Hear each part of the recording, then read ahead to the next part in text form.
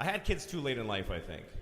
And I didn't take good care of myself. I'm a unhealthy father. And I think that's unfair.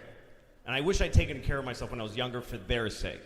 It's another thing young people do. They don't look ahead. They don't think about the future. There's a view of the future that changes as you grow up. Like 20-year-olds have no idea what's going to happen to them. They're mystified by 30. What's it going to be like when I'm 30? Maybe I'll be a space person helper.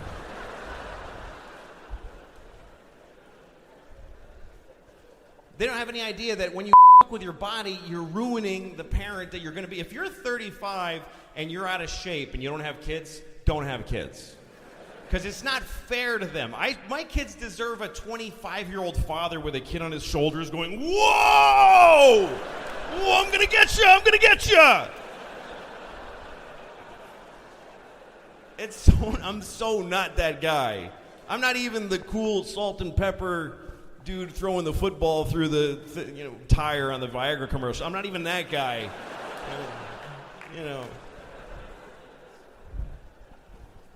Because I didn't take care of myself. Young people are arrogant. They're like, fuck it, man. Woo! Who gives a shit? Who wants to live forever anyway? Woo! And they think they're going to die. That's how dumb they are. Get fucked up. And they think they're just going to explode like just a nebula of excess. Just a beautiful... They're going to turn 50 and then just... Oh my God, he did just what he wanted the whole time! But you don't die, you idiot. You just have a long second half. You get to like 38 and you're like, ugh, I'm uncomfortable a lot of the time. Oh, sorry, I don't know what that is. I sweat with no activity involved.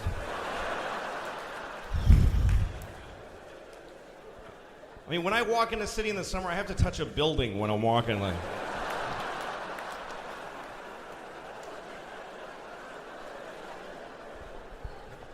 and I got 40 more years of this shit. I'm not dying.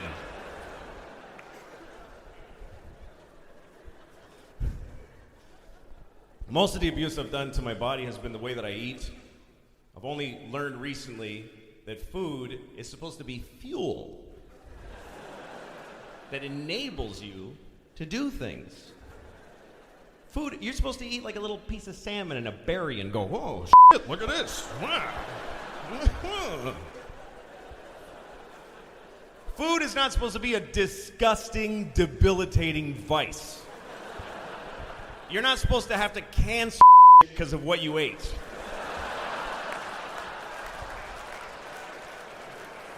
Just clear the day so you can take the hit from what you put in.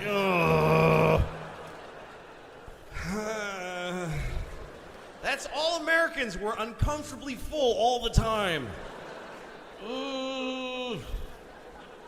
That's why we need the air conditioning on. We need it to be 70 degrees always, because we'll have a heart attack from all the grease.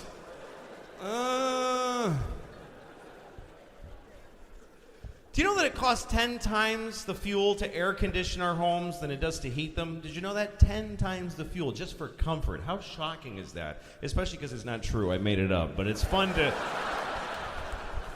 Fuck it, it's true. Who cares? Just go home and Google it. I'll get home before you and put it on the internet and it'll come up. But, we eat too much as a nation. You ever go into like a real American restaurant like Applebee's and everybody's just in pain at their tables, just...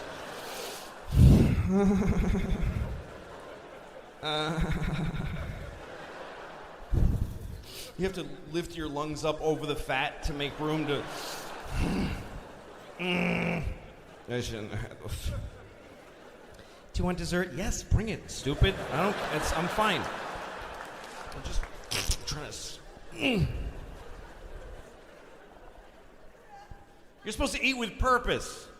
You eat a little piece of lettuce, and the guy in your belly's like, oh, awesome, I can make some skin cells and some blood cells and some energy. The guy in my belly hates me. Hates me. He gets my third donut. He's like, what the fuck do you imagine I'm doing with that? There's no part of you I can make out of donuts. It's just a storage issue. You're creating work for everybody. And 4. He's having 4 donuts. It's 10 o'clock. The other guy's like, what do you want to do with it? Just shit it out. Seriously, you know what? Shit it out whole. Let him find a donut in the toilet. Let's see how that educates this fat piece of shit. I'm tired of this. Shit it out whole. He chewed it. Reassemble it and shit it out. I'm serious. Get everybody on it. Bring the guys up from the feet and put that thing together and shit it out. And shit it out the hard way, too. Not like a coin out of a slot. Make him blow it out of his asshole like a smoke ring of dough. Just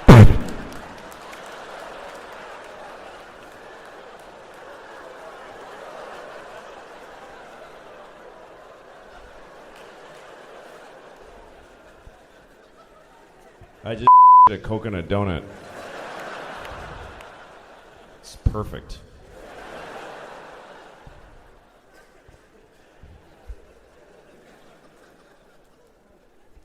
But it's not fair to my kids. That's why I have such a terrible... I'm not, you know... You have to have energy to have children. When I take my kids to the park, I just let them run like a dog run, like I got leashes.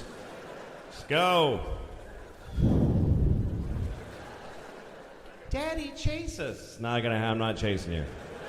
Just grow up sad. Sorry, it's how it works. If somebody grabs you, I'll chase them. That's the only way. I have to be motivated by something other than your joy. That's not enough. I have certain physical limitations and dietary limitations that make me a bad father. Like, I am always in a 48-hour window of diarrhea, that I had it or I'm going to have it within 48 hours. I'm always between 2 diarrheas that are moving along the timeline of my life. And depending on where in that window I am, there's a tight radius of how far I can venture from my home. Otherwise, I'm having diarrhea in a public restroom with my children standing there watching me because I can't leave them out there alone. Daddy, you want to go to the aquarium, honey? This is what happens, okay?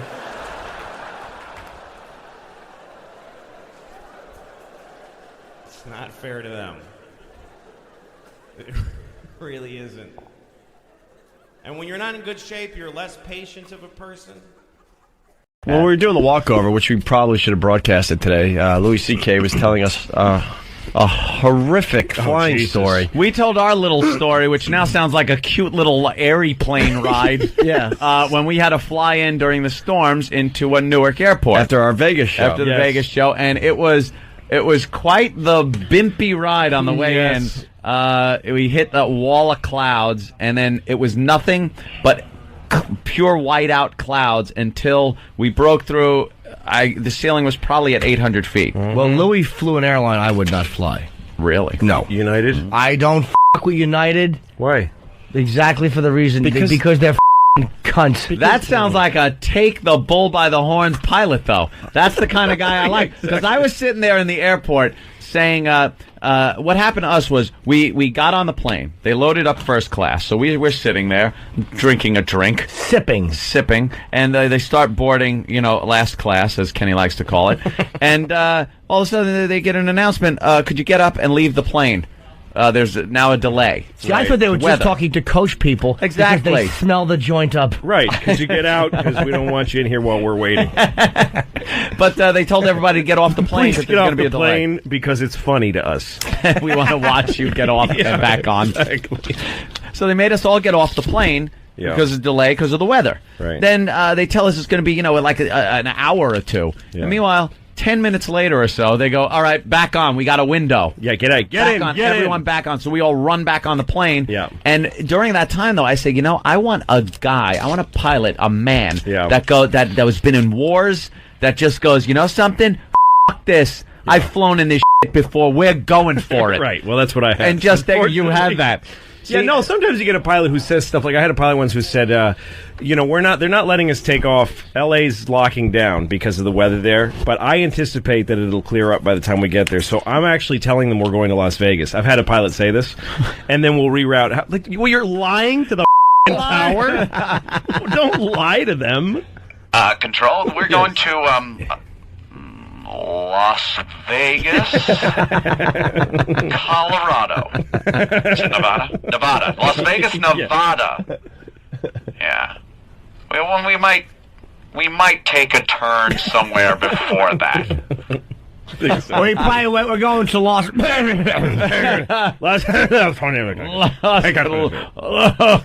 LaGuardia. But so this guy, we're sitting at the gate waiting, and then he said, actually, the delay isn't because of the weather, it's because the fuel gauge is broken on the plane. Of course, it is a hunk of airline. You know, so, but we had somebody... They still have the ashtrays in the bathrooms. Yeah, I mean, yes. that's why...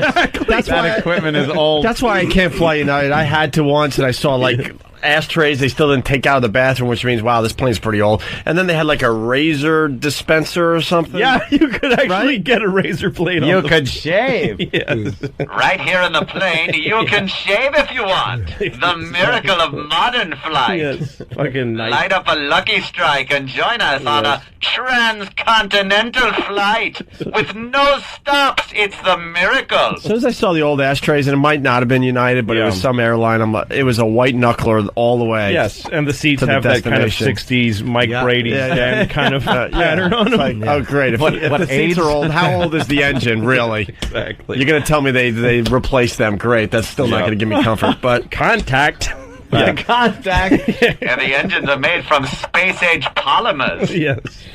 So the guy says the fuel gauge is broken, but we filled up the tanks, we topped them off, and we had someone climb up and look in the tank. That's what you do when you have a motorcycle. And you don't want to know, yeah, exactly. You don't want to know that there's a dude. You want to think that something really weird and scientific is Right. It's like a dude looked in the Some guy wing. looked. I hope that dude is not an idiot. Like now I have to hope. Well, you hope he has depth perception. yeah.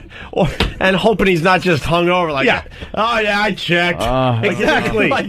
Did you check the wing? I fucking Of checked course it. I did. Shut up. Fuck you. Fuck all those people on that But since they plane. tell me there's a little, like, minor thing, like, that's broken, I'm like, what else is broken on the plane? Yeah, exactly. And usually when your car breaks down, it's not one thing. All of a sudden, everything is breaking at the same time. But here's the right? thing: this was like a little time-release capsule of terror that he left with us because he said this is no problem because we know we have more than enough fuel to get there. Sure. Because it's full. That would be more than we need, and we can even circle for a little while with that amount of fuel. So then we get to LaGuardia, and we're circling and circling and circling, and then he says, "We've only got 20 minutes worth of fuel left." How the does he know that Over the when the loudspeaker? fuel gauge is broken? Yeah. Yes. He did a math problem in his head, He probably. did it. Yeah. He did it through time. But look, he's saying he knows how many hours you can fly on a certain amount of fuel. Yeah. But if maybe there's more stress on the engine when it's going through Nice bad weather. headwind. If he's 5 minutes off, we're gonna drop from the sky like a set of Avianca. fucking car keys. Avianca did that. Yeah. Right into Long Island, yeah. So he goes. We got 20 minutes of fuel left. So and LaGuardia is trying to shut down, but it's minute to minute. So we're gonna go ahead and make an approach to LaGuardia Airport. And as we get closer, if it gets bad, we'll divert and use the last of our fuel to land in Allentown, Pennsylvania. We have enough fuel to do exactly that maneuver. Oh, my God. So then he starts coming in. We'll divert to a place where there's lots of big open divert. fields where innocent people won't be killed. We will telling you. divert to the to the Verrazano Narrows. Ladies and gentlemen, one thing you won't have to worry about is fire. There is no fuel left in the tanks. Yes, exactly. We are doing 500 miles an hour, but Yes. you won't burn. Thank No. you. But so he starts coming and we start dropping down into the clouds, and it's the ugly. I mean, the clouds are yellow and brown out the window. It was nasty. Well, you And were there's listening water. to on thing, right? Yeah, and so me and the guy next to me, the two idiots, we put on the headphones and listen to the channel that you can listen to the tower. You can listen to your plane talking to the tower. And so he says, United 266, we're making an approach, And then we hear LaGuardia Tower say, do not land 266. The winds are far too heavy. It's not safe for landing. We're shutting down. Don't go divert right now. How do you not pull the headphones off and just make believe you didn't hear it? And the guy says, we can't divert now. We have only 4 minutes tops of fuel left. Holy! So we have to come in. Oh. And the tower's saying it's not a good idea, but go ahead because what else are you going to do? Give it a shot. Give it a shot, Jim. All right, hot shot. And right at that moment, the stewardess comes up to you. Would you like to have some coffee? No clue. Smiling. The flight attendants are all strapped in and invisible. They're nowhere to be seen. Yeah. And I'm holding on like it's going to help. I'm holding on to my window, like the edges of the window, I'm stamping my foot just uncontrollably. Wow, you are scared. Well, because we keep dropping, and once the landing gear goes down, and there's all that drag on the plane, the thing is pitching and rolling and making impossible banks to the left and right. I mean, it's like a like a joke. And we're going, and there's a woman behind us holding 2 children, screaming and sobbing, literally going, "Oh my God! Oh my God!" She's doing exactly that. That's the soundtrack for everyone on the plane. Oh my God, that's horrible. And she's got tears bursting like she's on a train to Auschwitz. No, I gotta die. She's saying her kids with her. She's saying we're gonna die to her kids. She's telling her kids are gonna die. Fan-fucking-tastic. Yeah, and for the pilot sounding stressed on even more than I've heard black box recorders, and the pilot is sounds like he's smoking a cigarette till the second before death. He's like, "We only have 4 minutes of fuel. We can't divert." Like he sounded like that. You probably thought you were watching a movie. Oh no, it was like wow, this is great. Why wouldn't this be death? If I wasn't on this plane, this would be great to listen to. This is well directed. Yeah, I love this movie. I love the woman in the back seat. She was awesome. And we drop out of the clouds and we see where we are. We are so close to those Queens housing projects that are in the X shape. Yep. Like it's like the nightmares you have. If the wing were to tip over, we'd hit. You're hitting it. And we're going. I've gone over those housing projects thousands of times. I fly all the time. We're going so fast. We're flying like we're just shooting over Queens, man. And even the most Texan tough guy passengers that were from Denver that were on that plane are like, "Whoa, hey!" Everybody's like, "Oh, hey, oh!" And it was so bad that when just to jump ahead for a second, when I got in the cab, the cabbie said, "I saw that plane come in. That looked bad." Like cabbies on the ground, we're watching that one because we're the only that landed. No one else was coming in. And so we're coming in, and the plane I'm convinced we're hitting the BQE. We're going to just, whatever it is, and we hit the ground so hard, and my heart is racing, and I had tears in my eyes. Just involuntary. Wow. Just tears coming down my face, like, what are these? And the pilot says, "Ladies and gentlemen, you are free to turn on your cell phones and call your loved ones." And every single person with the phone the whole plane was chatter of like, "You wouldn't believe what just happened to me, honey. I thought I was going to die." And I looked at my phone and I thought about calling my wife, and I was like, "Fuck her." I didn't call her. Fuck her. I thought I was just about to die, but fuck her. You call like a friend. I don't want to. Dude, you never guess what the exactly. Because I know what would have been like, "Honey, I thought I was going to die." "Oh, that's awful. Did you? What time are you getting in?" "Why are you so late? Tomorrow morning, are you going to let me sleep in?" "Well, honey, I just thought." Why wasn't that? Fuck you! What the? Why didn't that story get out? That's obvious. I don't. It was That guy really should be bad. fired. He should be fired. It was really bad. The It was pilot. bad The judgment. pilot? I think what happened was that he had enough time to do what he thought but then the tower sent him through an approach that took longer than he expected. Longer. It's just what happened with Avianca. They were flying around, and that was a language barrier too. They didn't declare an emergency.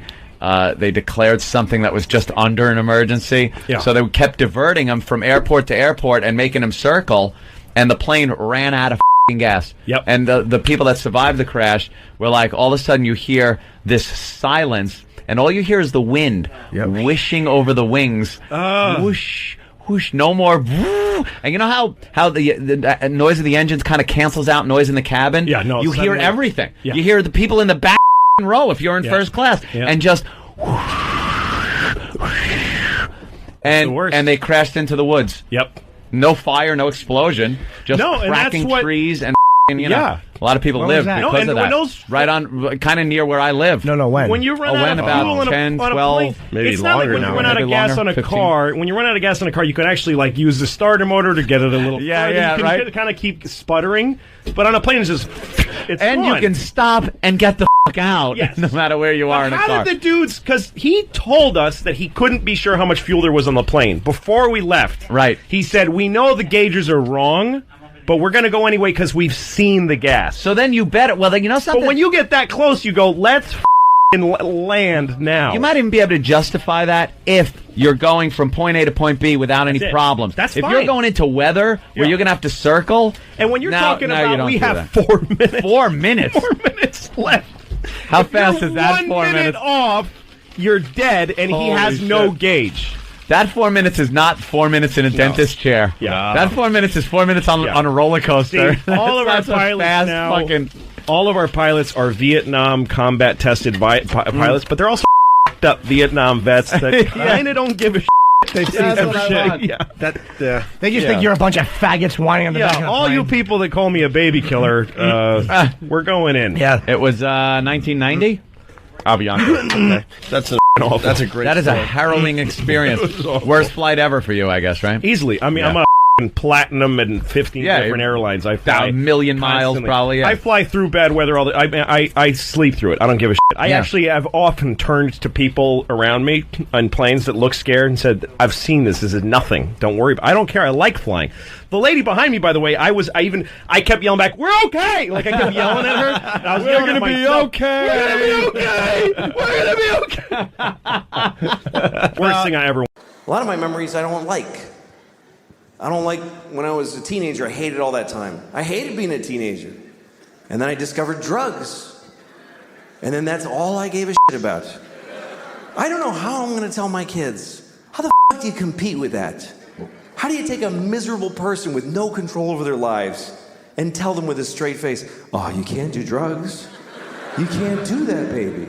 All drugs are a perfect solution to every problem you have right now."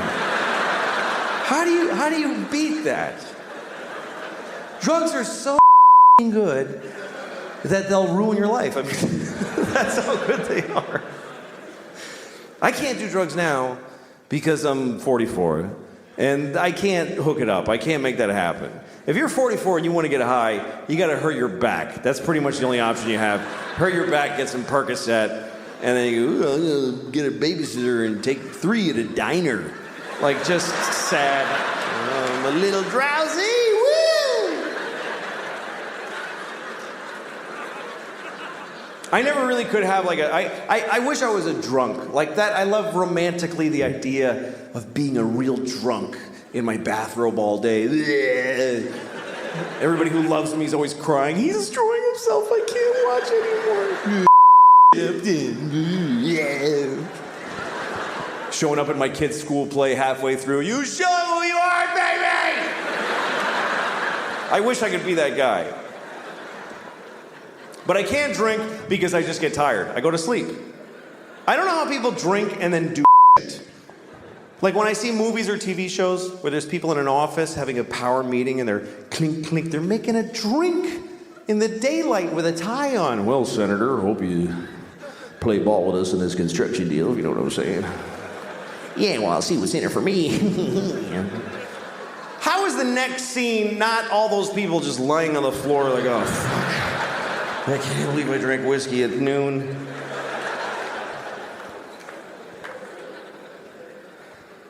I can't smoke pot because it's the same thing. I'm too old for it. Sometimes young people come up to me after shows, "Hey, do you want to smoke some pot?" I'm like, "Can I get my portion to smoke without you alone later? Because I don't want to stand in a parking lot with some 20-year-olds.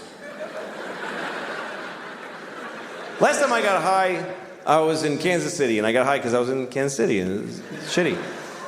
So after the show, so these kids that worked at the club, they're like, "You want to smoke some pot?" And I'm like, "Yes." So I'm standing in a parking lot with these kids, like 20 years old, and we're smoking a joint. And I'm taking huge hits because I had no idea. I didn't know they'd been working on this shit like it's the cure for cancer. I didn't understand the technology that's gone into making pot so powerful. Because when I was a kid, you could just smoke a joint for a while. Now you take 2 hits and you go insane. It's not doable anymore. And I was taking big hits, like big 1970s jean jacket, Bad Company hits. Here come the jesters, 1, 2, 3. It's all part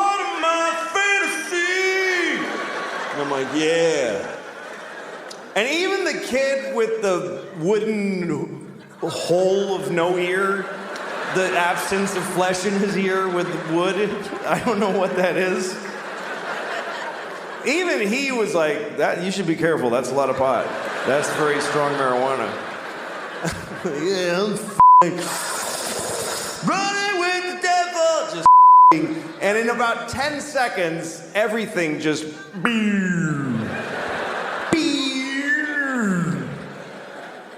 and I'm like, oh, this is an ordeal now. I'm not gonna feel okay for a very long time.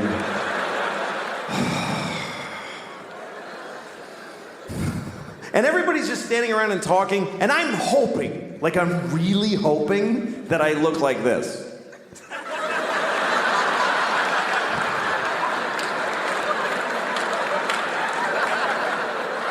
But I'm pretty sure that I was just scanning insanely.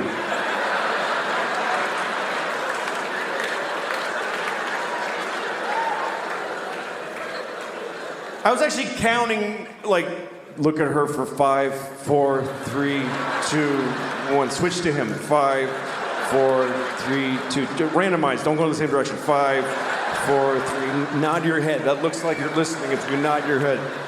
Ha ha ha. And at one point I realized I need to get out of here because the air is hitting my arm weirdly and they can tell. They totally know that I'm not handling the way air is touching my arm right now. Why am I doing that with my hand? That's weird to do that with your hand. Nobody stands like this. Nobody stands like this. Just no, that's weird too. That's crazy. Just shit. I gotta go. But I didn't know how to leave because I had this dilemma. We're all standing in a perfect circle facing each other. And I thought it's gonna be insane if I just I'm one person with my back now. Do I just back away like this and hope that they fill in? And then I thought, no, say something. Say something out loud to them that smooths the transition of you leaving. Okay, what do I say? Pick a thing to say. Goodbye. That's a nightmare. That's just goodbye. That's just noises. Finally, I walked away and I said, I'm leaving! And I know it was that bad because they all went, oh, okay, all right. Whoa. I was like, I'll never see those people again as long as I live. And then I had to get in a car. I forgot that I had rented a car, and I have to drive back to the hotel. And I'm driving on this highway in Missouri. And at one point I realized, I think it's been about 25 minutes since I looked out the front window of this car. I've just been dealing with shit directly in.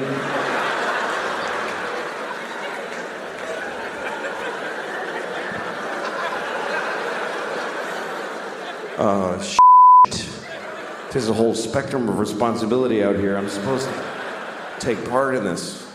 And then at one point, I remember I was at a drive-thru, and I was terrified because there's a lady sticking her head out a window,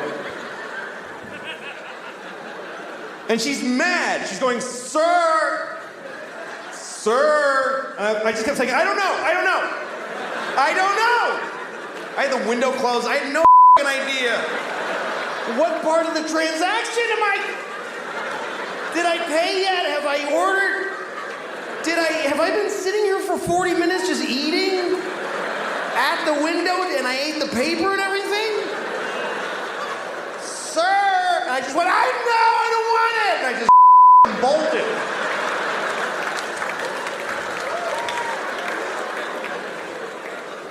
So I can't do that anymore. Right under her breast. Yeah. And Katie Couric actually had to cover her mouth and go, "Oh my God." She had to cover her mouth. Yeah, they came back and she was in shock. It was wonderful. Just love it. And they had to go away. We're always the only interesting things that really happen. It's like I got to see the Yankees win the World Series in '95, whatever, the first year of that dynasty. Yeah. I was at the game. But the thing I remember is the guys that ran out on the field, like 3 different guys ran out on the field. I just love people that run on the field. I just think that's the greatest kind of person in the world, because the dude had a good enough seat to be right on the wall. Yeah. And you know he was without a shirt, saying, like, I'm going out there. And his friends are like, you're stupid. Dude, I'm doing it. I'm doing it. And the I'm look on doing their it, face, dude. once they make the commitment and they're on the infield, like looking at Derek Jeter, and he's looking at him like, you idiot. But You that are look so on their going to face, jail. like, yeah. And the media tries to be, we don't show it. Yeah. Right. Oh, yeah, the wow, camera you're such goes heroes. away. We're not going to show this as a man on the field. We don't want to condone this type of behavior, so we're not everyone showing you wants the to see video. it. And then the cops have to make an example of him, so they hit him really hard. Drag him off. I just love that guy. I love that moment in anyone's life. The takedown is I'm fantastic. missing the rest of the game. I'm spending the night in jail. I'm going to get Yeah. hurt. I don't care. I hate that But this they've taken minute, that- I'm on the one guy slid into home plate. Yeah. With no shirt on in October. I hate they've taken that out of the sporting events, man. When your team wins it all, whatever championship it is, and you get to run on the field. That doesn't happen anymore. No, that was that the used best to be part, the like, greatest thing ever. like Chris to see. Chambliss when he hit the game-winning home run. And he couldn't even get to home plate. No, and they have this one picture of him where one fan is trying to take his helmet off of his head while he's running. he's just going, forget the game. I want that help. Give me your. What about steal his helmet. the one Wade Boggs?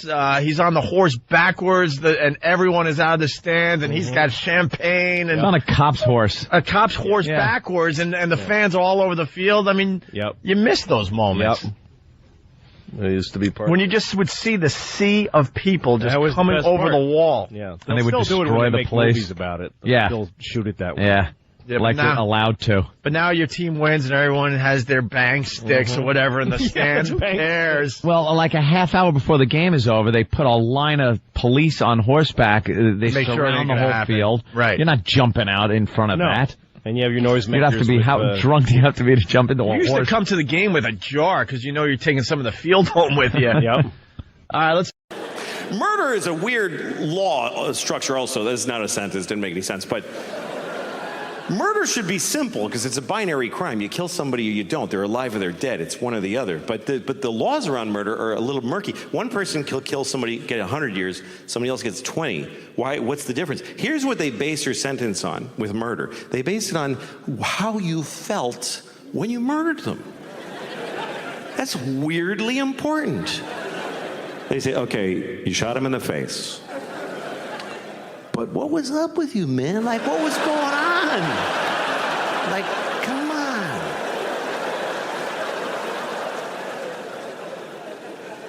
I think if you murder somebody, your sentence should be based on how old the person was that you murdered. That should matter. How much of their life did you take away? Like, if you see a 3-year-old girl in the park and you just kick her to death. It's a hypothetical. Grow up. It's a hypothetical. I'm not asking you to go do that. I'm just asking you to just really imagine just kicking a 3-year-old till she's dead.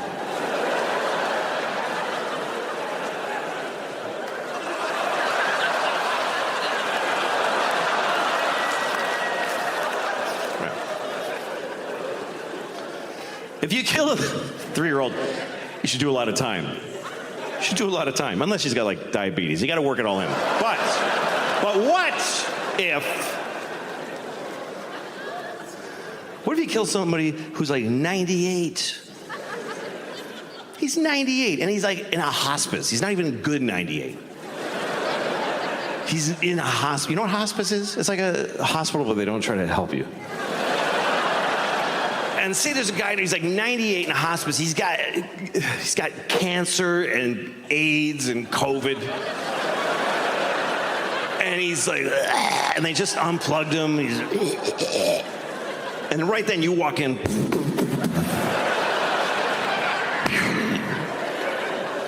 Shoot him right in the face. You should get like 5 minutes for that.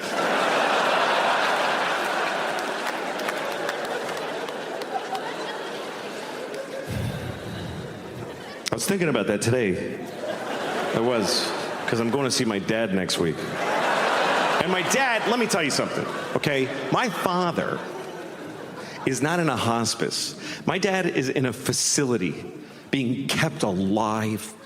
For whose benefit? I don't get it. It's just and they just put food in and just, come on, keep going. Like, what does he have, a secret he hasn't told yet?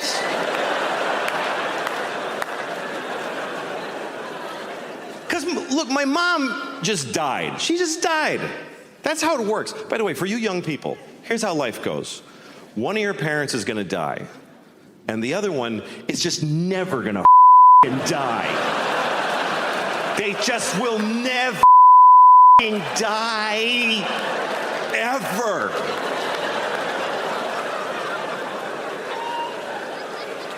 And guess what? It's not the one you wanted. Nope. It's not the one you wish to have kept. It's not your good parent. Nobody's got two good parents. You have a nice one and a shitty one. And the nice one just dies, because that's what nice people do. I'll just die. I don't want to bother everybody.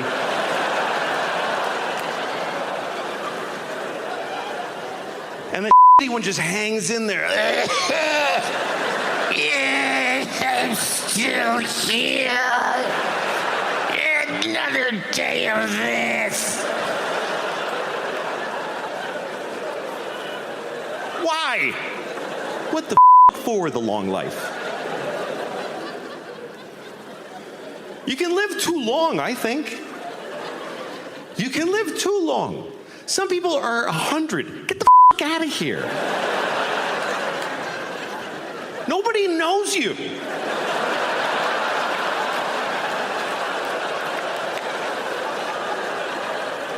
What are you going to run into somebody? Hey!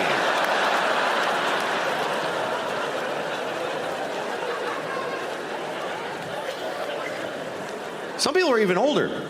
Some people are, you ever read about the oldest person in the world? There's always an oldest person.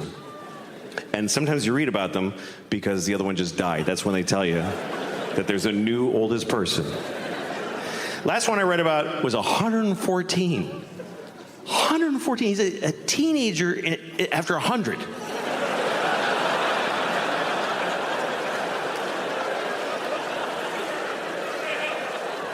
You know what that means? That means he's got a kid who's like 92. Who's like, please die. I'm just hanging around so I can have 1 week without you in it.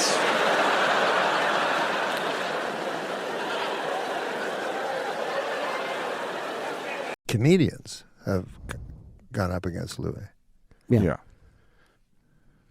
Well, I mean, I was talking to some comedians have said this guy should not be able to ever perform again.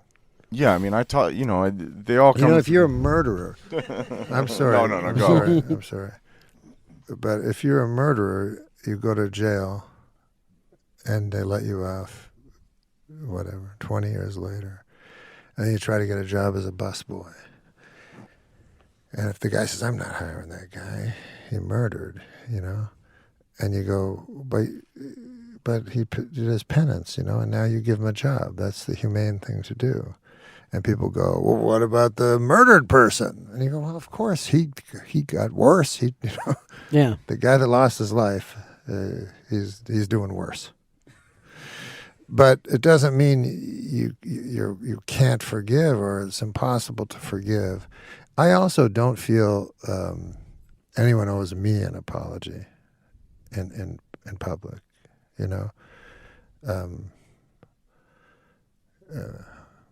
I think personally that you owe an apology to anybody that you did ill to. You owe an apology to people that your actions hurt in a financial way or an emotional way.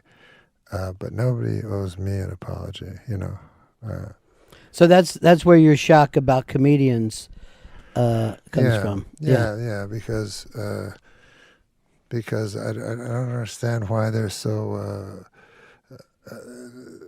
You know, I guess I just don't understand how there can be no rules. You know,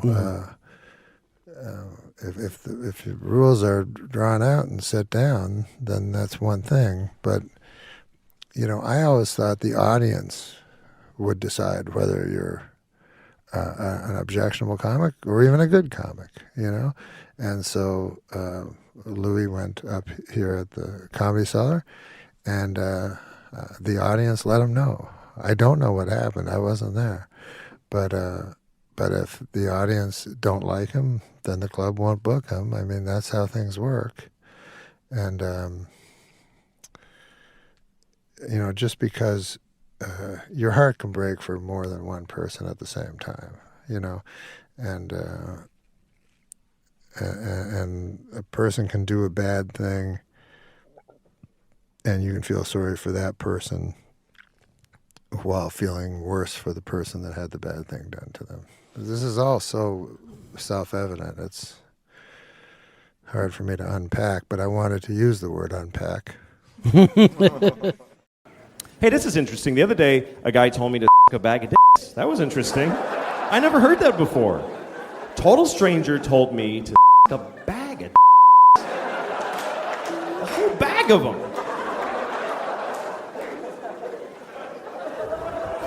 He was angry. He didn't just, a bag of dicks like a greeting.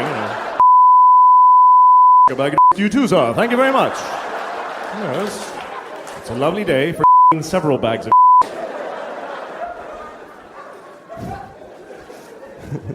No, what happened was I cut him off in traffic. It was just one of those things where I had to get in and no one was in my car to judge me, and I just decided he's not me, so I don't care what happens to him, and I just cut him off. And just a thing to do. And it was bad because he was coming fast because he didn't imagine in a million years someone could be that big of an asshole. And so when I did it, he had to slam on his brakes and his dog went in the windshield. It was really very bad. Very bad. And the worst part is when you cut people off, they don't vanish. They're behind you now. So I'm looking back and he's like, he's so mad. And he keeps trying to get next to me because he just wants to see my face. He's just dying. He's like, I gotta see this now. I gotta see the face of the piece of shit that just did that to me. And I keep cutting him off because I don't want him to see. I'm ashamed of what I did. Nope, you don't. Finally, we get to a red light, and I gotta face him. Only because there's a car in front of me, otherwise I would have blown right through there. But there he is, just furious. And I'm like, I know, it was awful. I shouldn't have done it. I'm not mad. I was wrong. Why would I be mad? And he's like, fuck you! And then he starts going like this because he wants me to roll my window down like I'm supposed to take part in my own abuse during this argument. Oh, I'm sorry. I don't want to miss this. What do you have to say about me, yes? How rude of me to shut out your anger with my... So I did. I rolled it down. I'm interested. And he goes, hey, and I'm like, yeah. He says, a bag of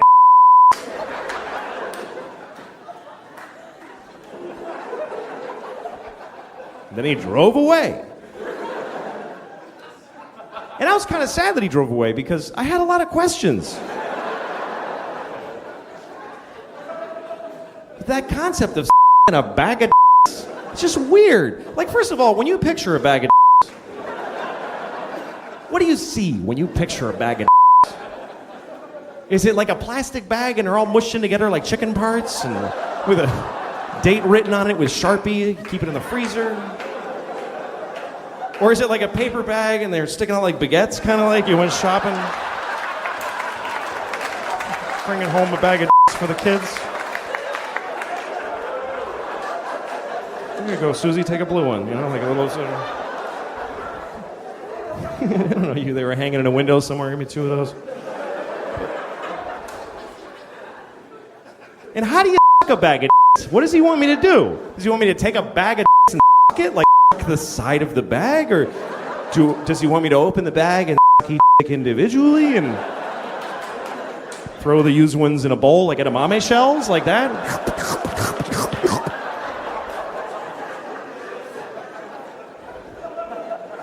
Do I have to make them all come? Like how?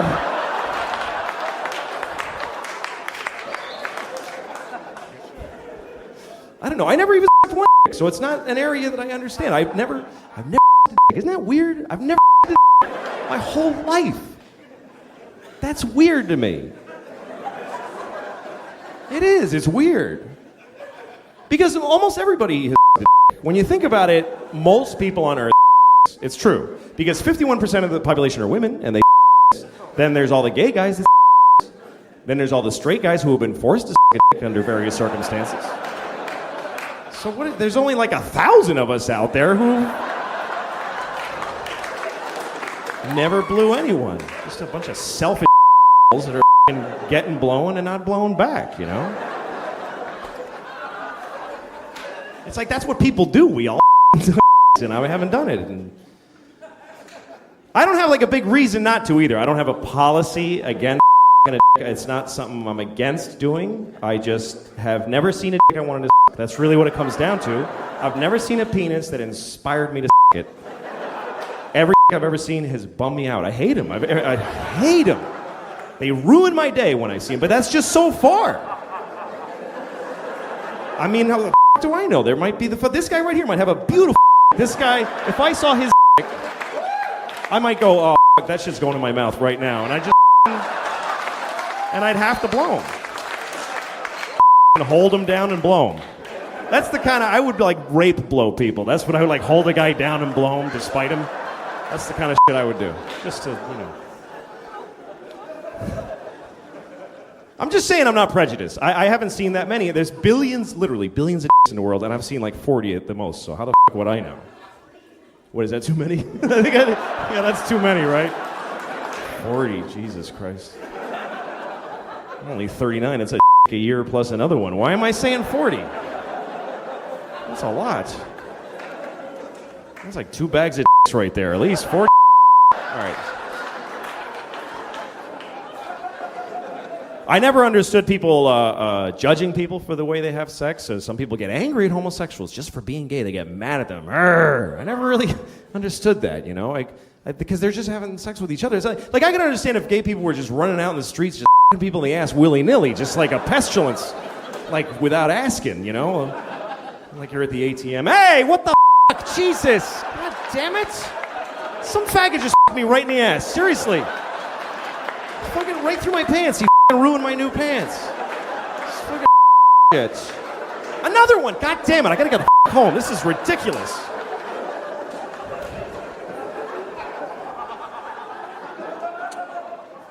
But they generally don't do that, so I don't know what the problem is.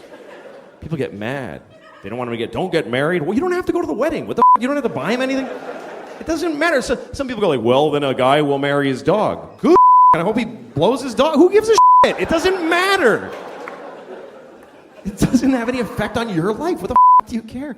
Or people that try to talk like it's a social issue. Like when you see someone stand up in a talk show and say like, how am I supposed to explain to my child that 2 men are getting married? I don't know. It's your kid. You tell him. Why is that anyone else's problem? 2 guys are in love, but they can't get married because you don't want to talk to your ugly child for 5 minutes?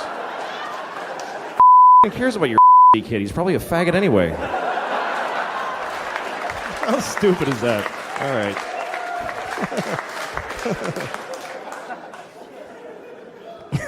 Stupid. I don't know. The only thing that bums me out though is that you're not supposed to laugh at gay people when they're funny, because sometimes they just are. They're funny. Like I lived in New York for a lot of my life, and in my neighborhood everybody was gay, and it some guys are just a guy walking down the street, but some gay guys are a guy in little shorts and a half shirt and combat boots spray painted green and a whistle, and he's standing on the corner going, "Hello, hot outside." That's not a stereotype. Those guys exist by the thousands. And when I see them, I laugh really loud. I just do. And people are like, don't laugh at him because he's gay. No, I'm not. I'm laughing because he's f***ing weird and silly. He's hilarious. How am I supposed to react? Hello? Oh, hello. Hello, yes. Seriousness is, yes.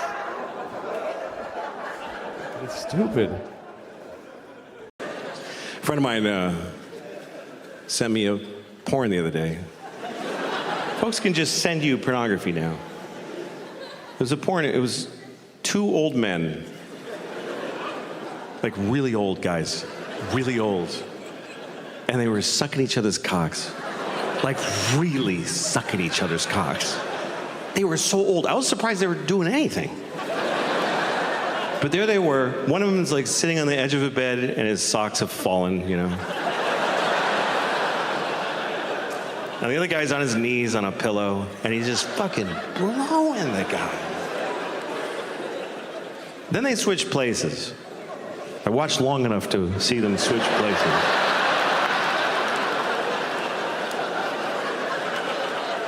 And when the second guy was done, I called my friend and said, "Why'd you send me this?" He said, "Because it's amazing." And it really was, you know? It really was. I've watched it a few times. Because it doesn't turn me on, it's inspiring. Because you're like, go, fellas. Because you worry about old guys.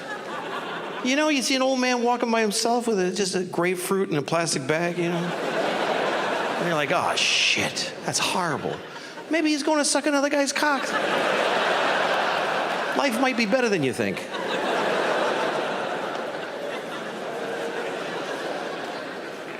It's interesting because porn used to be like you go find your thing, you know? But now you go to a porn site, it's everybody's stuff.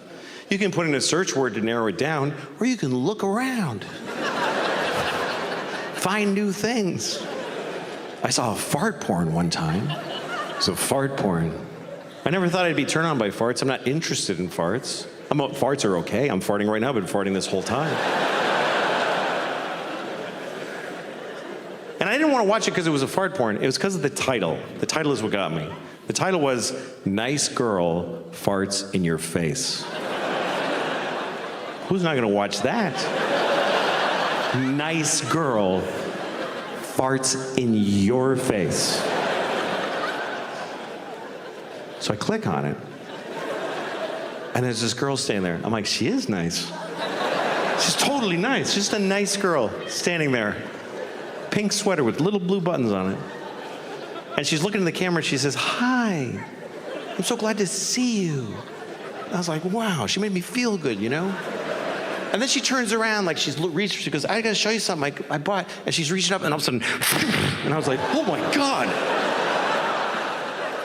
I mean, it was in the title, I knew it was gonna happen, but I was like, oh my God. She just farted right in my face. She seemed so nice.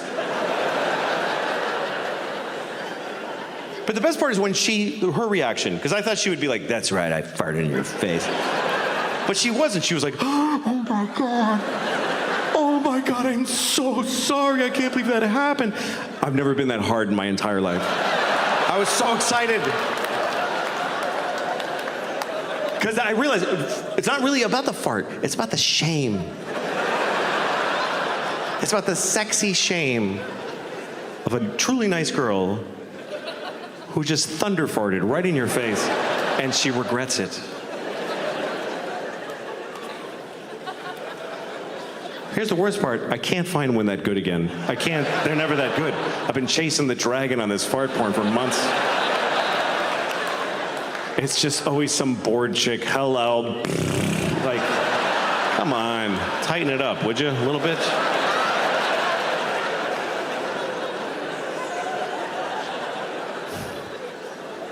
Whose idea was it for Louis to pretty much play without much?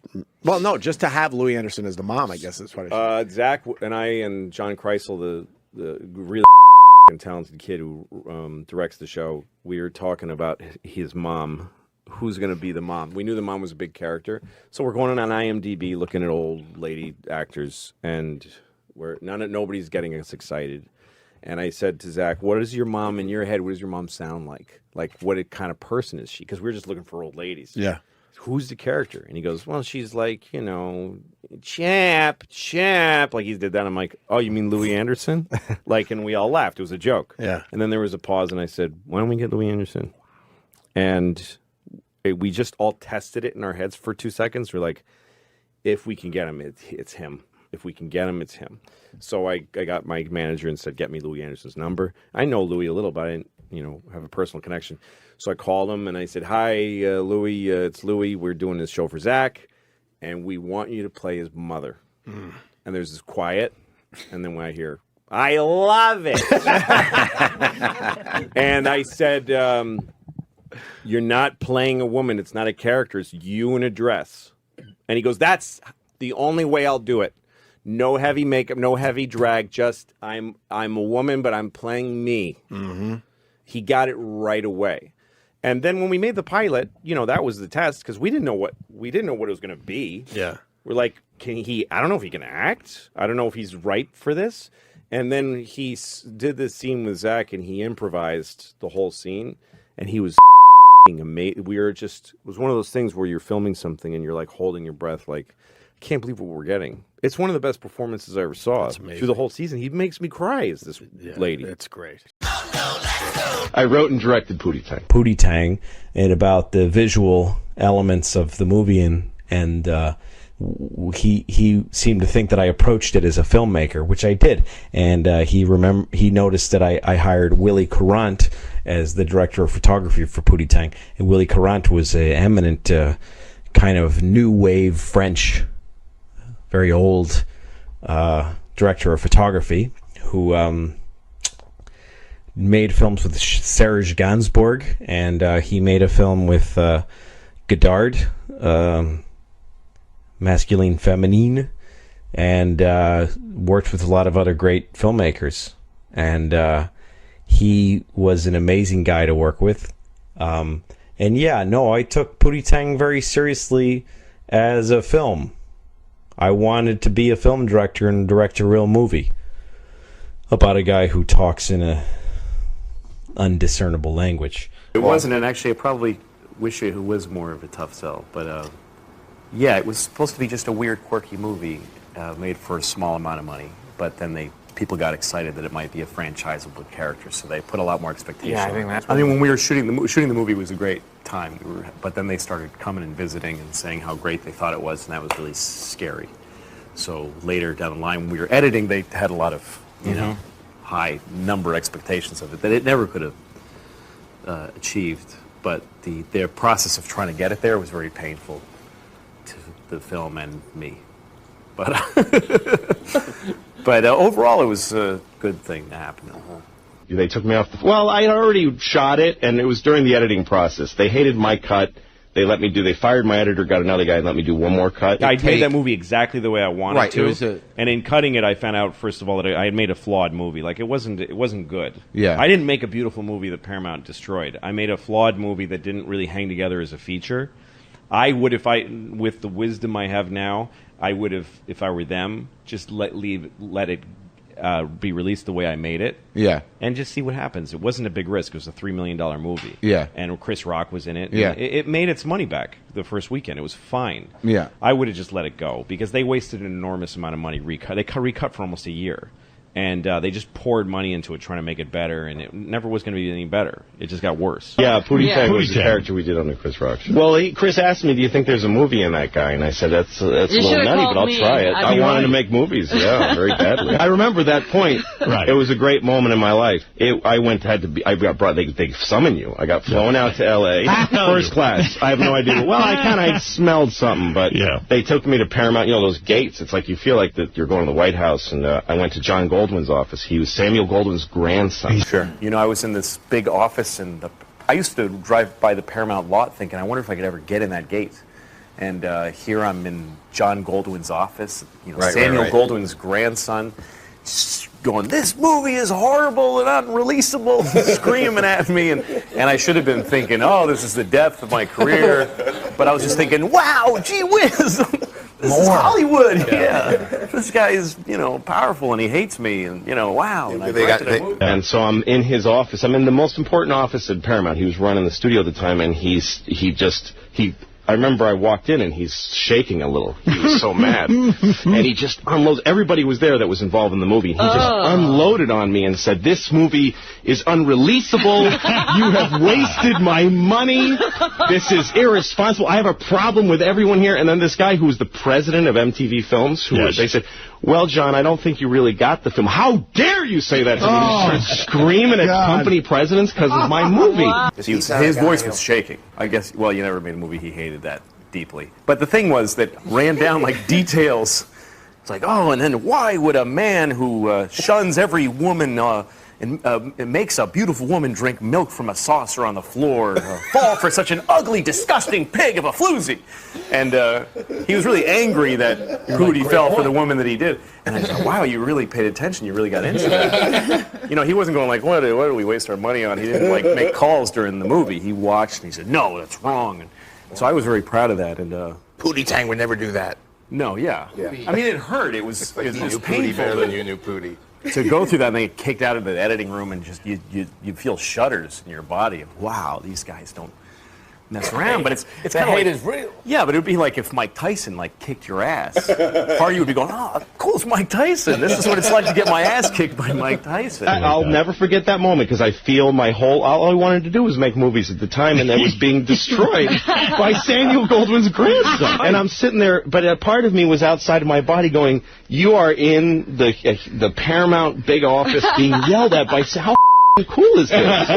Really? You were able to? Yes, I was able to enjoy it. You turned it into a positive. Absolutely, because who gets to have that very rare, beautiful experience to get to have it? I didn't like what eventually came out. I liked what I showed him. What you showed him, right. And then they And one thing, it. you know, that I never felt too bad about it because he was very passionate about the hate, and he to me the key is like surviving failure is it just turns you, it's a very great experience. Tell me about it. Because yeah, look, I went through all of that, Howard, and they killed, the press guy. I mean, I grew up watching Siskel and Ebert on PBS, when it was that show, and so I always dreamed when I was a kid, someday Roger Ebert and that other dude who's dead are going to look at me through the camera and say something about my movie. And here was Roger Ebert saying, Pootie Tang is so bad, I don't even understand what it is. This isn't even a movie. It's not even complete. Yeah, he was like so hateful. And I'm having the experience of becoming famous for making a movie everyone unanimously thinks is awful, including Robin, who I grew up listening to and loved. Right. Because none of the pain you experience and stuff like that sticks with you, really, if you're smart about it. It just goes away. And all that's left is that I got to make a movie. Right. And even the worst parts of it were just fascinating. To be on the inside of a movie and under siege, it was fascinating, because I never thought I'd get that opportunity. Because Chris was in it and he was hot. Yeah. And it made its money back, and I get good checks for Pootie Tang. It's doing really well. Yeah, it's a cult hit. People dig it. Wow. I can't look at 2 minutes of it because it just turned into a train wreck. But I think it might have been a good movie if we had done it all one way. It's just that they wanted to backtrack and try to do something else with it. That kind of stuff. But the thing is that going through that, though, Howard, and getting through it, and then a few months later realizing I survived that was really hard, but I feel fine. It doesn't stick to you. But I'm so much smarter, and I think that my show now totally is succeeding because Pootie Tang failed. I swear to God, it wouldn't have happened without the other. Chris and I are very good friends. Oh, good. Okay. And we've wrote a movie together since then. We've done a lot of things. I think we had one phone call where we were like, Clinton and Gore after the election. Whose fault is this? But no, but there are people that moved away from me, and they're all reading about me in the trades on my own show now. Well, you learn what beatings life can give you, and then you go, well, I'm not afraid. And I thought when I did this show, I might get the shit kicked out of me again, but I've had the shit kicked out of me. No, when I was making Pootie Tang, when we were in pre-production, there's this producer on the movie, Cotty Chubb, and he was like my right-hand man. He was doing everything for me. And Chris came up to me and said, that guy's going to take the movie away from you eventually. Oh. And I was like, that's crazy. He's my partner. This guy's got my back. And he goes, no, that guy is going to eventually take this movie away from you and kill you. And it's exactly what happened.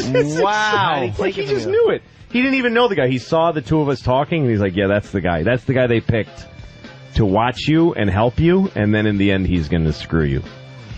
And that guy did pry the movie away from me and me hard in the ass. He's good enough now at the perceptive. game to go. He just goes, oh, that's that guy who does that. And now I'm that way. Now I can do that. There's a guy with a nervous laugh who will sell you out eventually under pressure. Yeah. There's, there's the dude. There's like all kinds of people. There's the chick. There's the woman who, like, takes during a meeting, she takes off her shoes and then sits kind of cat-like and says how much she loves you, and she'll eventually f you up the ass with somebody else's. She'll rip off some other guy's and just put shove it on right the end in of your a broom ass. and shove it up your ass.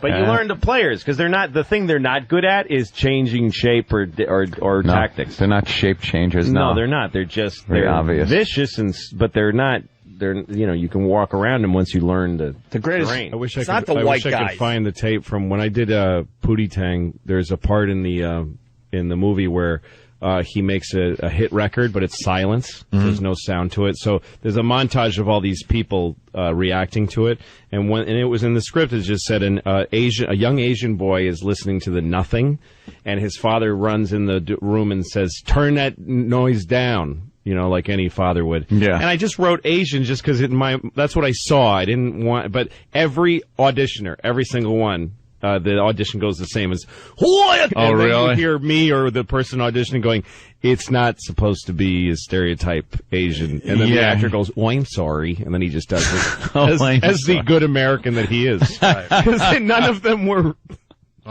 They were all American-born Asians, but they just assumed, they want me to go, "Oh!" He wants the I was wacky. like, no, I actually don't want that. When I was doing Pootie Tang and they fired me off the movie, I thought seriously about taking a beta tape to Canal Street. It was white. And just dropping it. Well, and also Like, they no, I added thought that was dumb kind of good. narration. Like, the movie was meant to be kind of awkward and strange. That's the way that I make stuff. And so they took everything that was sort of strange and they explained it with narration. Oh, that's With always dumb good. Yeah, that's narration. great. And he was just trying to get the movie out, so he stayed with it and kept them involved in it and stuff. But that was the end of my... you can't... that's the way it goes. You sign a thing that says you sign it there. You work at their pleasure, Right. You can't complain. Wow. I mean, nobody can be surprised. You work for a movie studio. It's not your own house. They didn't come to your house. It was so humiliating. It was so hard. The pressure was so much because something was out there that I didn't like. I wouldn't mind if I felt like somebody was up a thing and I don't believe that you shouldn't fire a director. Right. When I made that movie, I signed a regular studio contract that says I serve at their pleasure and they can replace me on a day's notice. I knew that. So I can't say they took my movie away. They hired me to work on a movie that I happen to have written and that I care a lot about.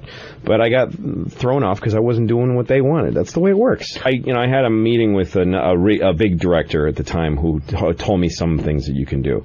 One thing he said is when they take the movie away from you, it's inevitable. It happens to almost every movie that the director loses control during the editing. But the thing you can count on is that the studios don't have any better ideas than you do. And they don't really want to edit. They don't enjoy the work. It's your idea. You have the creativity and you like it. They don't like it, and they don't know how to do it. So they'll, just to be protective and, territorial, they'll take it away from you. Let them take it. Don't fight it. By the way, I was at Sundance Film Festival, and Matthew Perry, I met him at we were at the bar of a movie party, and it was a free bar. They're giving free drinks. But anyway, this one brings us our drinks. He got a Diet Coke, and I got a whatever. And so I give her $20, the bartender, and he goes, whoa, it's free. They're free drinks. And I go, yeah, I know. I'm giving her a tip. And he goes, he's totally serious. That's way too much. You're giving her way too much. Dude, friend's money. I'm like, I'm fine with it. And he goes, no. Like, he's literally taking my arm and, like, keeping me from doing it. And the woman goes, he can tip me whatever he wants to. And I go, yeah, man, it's okay. Holy I've been getting free drinks my whole life. What I'm a a comedian. jerk You off. pass that on, the savings on to the wait staff. You don't just pocket the... But this guy has literally probably close to $1 billion. Especially in front of her to say that. And he's what a trooper. Anxious that a stranger is over tipping a working girl in Park City, Utah. That is a lot, though. 20 for 2 Cokes. Maybe mate. he knew you were a little strapped. He's just helping you out. Yeah, dude, I've seen your show. Keep it. You're gonna need this. Him right in the mouth and asshole. Douche. You know what, though? Weird Maybe, thing. you never know. Maybe that's some kind of Hollywood insider thing that they do just so people months or years later still talk about them. Right. You're planting little seeds. Like we're sitting there and Yeah, you're he's got conveying nothing this out. story because he was an one day. Now he's on the radio. Any He doesn't have a movie publicity. out or anything. Well, His career's done, isn't it? He's over. I don't know. Matt LeBlanc. Every time Matt LeBlanc was in a movie, That's a different guy. I went I went to high school with Matt. but every time he's in a movie, I'm like, oh, good, Joey got a part.